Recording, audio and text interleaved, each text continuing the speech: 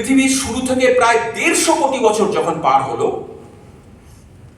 মানে আজ থেকে 300 কোটি বছর আগে, পৃথিবী তখন কেবল জড় পৃথিবী, অক্সিজেন, হাইড্রোজেন, নাইট্রোজেন, জল ইত্যাদি। তখন সেই সময় পৃথিবীর বয়স তখন পৃথিবী তখন 150 কোটি বছরের তরুণ বলা যায়।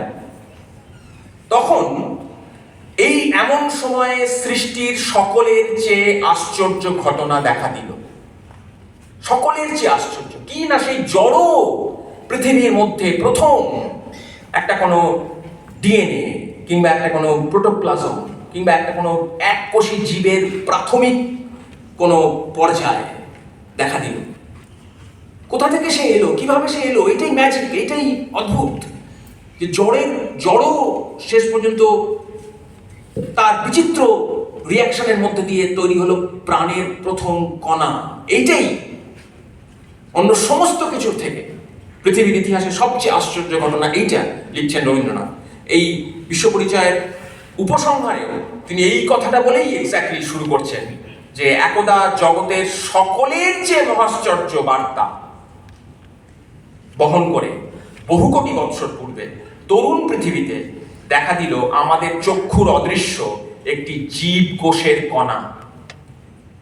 এই উপসংহার এবং তার আগের অংশটা যদি আপনারা মন দিয়ে পড়েন, অনেকেই পড়েছেন, প্রায় সবাই পড়েছেন, নিশ্চয়ই আপনাদের মনে পড়বে যে রবীন্দ্রনাথ বলছেন ওইখানে সেই জন্য আমাদের প্রত্যেকের জন্মদিন। ওই সেই মহাশ্চর্য মুহূর্তটা, প্রথম আলো জ্বলল, প্রাণকে যদি আলো বলেন তাহলে ওইটা আমাদের সকলের জন্মদিন। এবার এই কথাটা যদি মনে রাখেন তাহলে এইবার আর বুঝতে আমাদের অসুবিধা হবে না যে ধরা যাক এই কবিতাটা জন্মদিনের, এই কবিতাটা 5 নম্বর কবিতা, এটা জন্মদিনের। গোড়ার দিকে লাইনগুলো আছে সেগুলো বাদ দিয়েছি।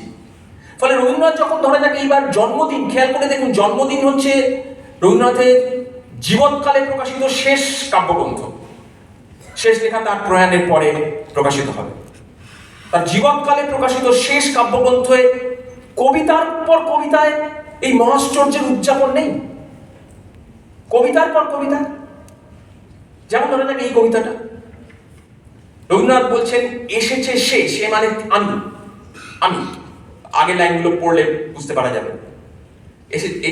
এসেছে সে যার এই জন্মদিন, তা সে পৃথিবীতে যেথা কল্প কল্প ধরি প্রাণপঙ্ক মানে হচ্ছে আদিতম প্রাণটা, প্রথম ডিএনএ কিংবা প্রথম প্রোটোপ্লাজম কিংবা প্রথম সেই এককোষী জীব, ওইটাই হচ্ছে প্রাণপঙ্ক।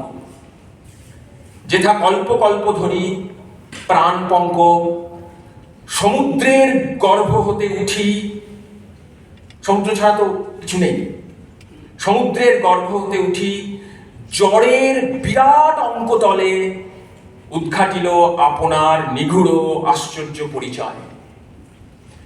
আমার এই বক্তৃতার আমি শিরোনাম দিয়েছিলাম নিগূঢ় আশ্চর্য পরিচয়। এটা রবীন্দ্রনাথের সঙ্গে বিজ্ঞানের আশ্চর্য পরিচয়ের কথা যেমন বলে, তেমনি এই পৃথিবীতে প্রাণ সৃষ্টির মুহূর্তটাকেই রবীন্দ্রনাথ বলছেন ওইটাই নিগূঢ় আশ্চর্য পরিচয়, এবং ওইটাই আমাদের সকলের আদিতম জন্মদিন। ফলে আজকের এই 80 বছরের জন্মদিনে রবীন্দ্রনাথের ওই দিনটার কথা মনে পড়ে যাচ্ছে। রবীন্দ্রনাথ বলছেন যে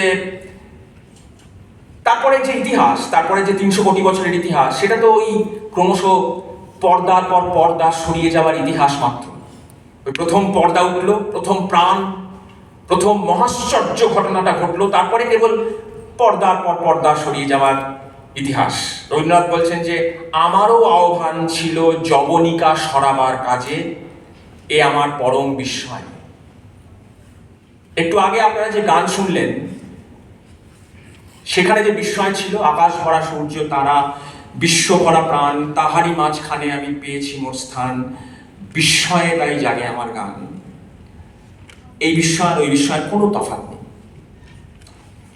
না থাকতেই পারতাম, তবু এই যবনিকা সরাবার কাজে আমি যে আছি, খুবই তুচ্ছ।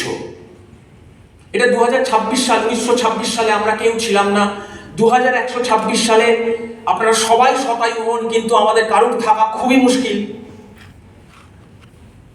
খুবই ছোট একটা সময় পর্ব জুড়ে আমি আছি, তবু আছি এই যবনিকা সরাবার কাজে। এইটাই বিস্ময়, এ আমার পরম বিস্ময়। এই কবিতাটা শেষ হচ্ছে এইভাবে যে সে রহস্য সূত্রে গাথা এসেছিনু 80 বর্ষ আগে, চলে যাব কয় বর্ষ পরে। শেষ লাইনটা পড়লে একটু সকলেরই গলা ধরে আসে, কারণ আমরা জানি যে কয় বর্ষ আর হবে না, তার চলে যাওয়ার সময় একেবারেই হয়ে এসছে। এটা তার জীবনের শেষ সময় লেখা।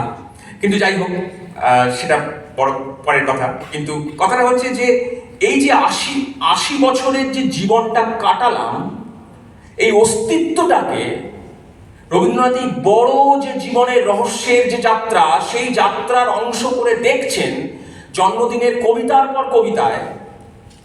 এরপরে যদি আমরা না বলি যে বিজ্ঞান তার অস্তিত্বের অংশ, তাহলে ভুল করবো না।